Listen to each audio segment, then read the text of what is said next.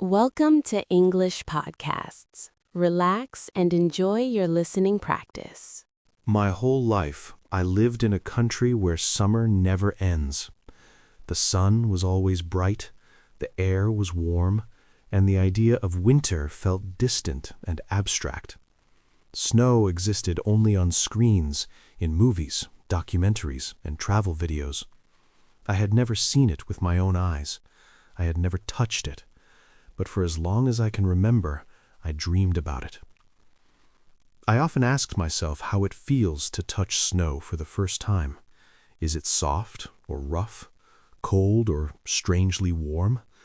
And the frost, I always imagined it as something extreme, something that tests the limits of the human body. I wondered how people wake up every day, go to work, raise families, and live normal lives in such cold conditions. For many years, this dream stayed only in my imagination. Life was comfortable, familiar, and warm, but deep inside, curiosity slowly grew stronger. One day, I finally decided if I truly want to understand this world, I must experience it myself. So, I chose a place that represents cold like no other. I booked a flight to Yakutsk. When I arrived, the first thing I noticed was the silence. It felt deep and heavy, almost peaceful. The air was different, clean, sharp, and unbelievably cold. The temperature was far below anything I had ever experienced before. When I stepped outside the airport, my breath instantly turned into white clouds. The cold touched my face like a sudden shock, and yet I smiled. This was real. This was the cold I had dreamed about. At first, the moroz, the frost, felt overwhelming. My face tightened, my fingers lost feeling, and my eyelashes slowly froze together. Every breath felt loud and visible. But after some time, something unexpected happened. I stopped fighting the cold. I started to accept it. It felt powerful, honest, and pure, like nature speaking directly to me. The next day, I visited a local market. I had read about it many times, but nothing could truly prepare me for what I saw. Fish was everywhere. Frozen fish, standing upright, completely solid, like stone statues. Some of them looked like pieces of art. I touched one carefully with my glove. It was harder than ice and colder than anything I had ever touched.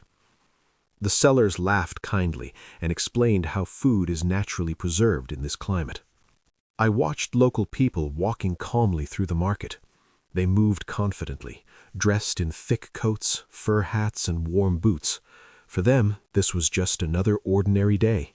For me, it felt like stepping into another world. I tried local food, including thin slices of frozen fish. At first, I hesitated, but curiosity won. The taste was fresh, clean, and surprisingly gentle. I realized how deeply life here is connected to nature. As I walked through the city, I noticed something important. Despite the extreme cold, people felt warm on the inside. The cold outside seemed to bring people closer together. Cafes were cozy and full of quiet conversations. Every warm room felt like a small victory, a moment of comfort and gratitude. One evening, snow began to fall slowly from the sky. I stopped walking and stood still. I watched the snowflakes land softly on my gloves. For the first time in my life, I touched snow. It was light, gentle, and incredibly beautiful. In that moment, I felt something deep inside me change. The dream I had carried for so many years was no longer a dream. It was reality. This journey taught me that extreme conditions do not make life worse. They make it different, stronger, more meaningful. They teach respect, patience, and appreciation for simple things. Yakutsk showed me a world I never knew existed, and now I understand. Sometimes you need to leave eternal summer to truly understand the value of warmth.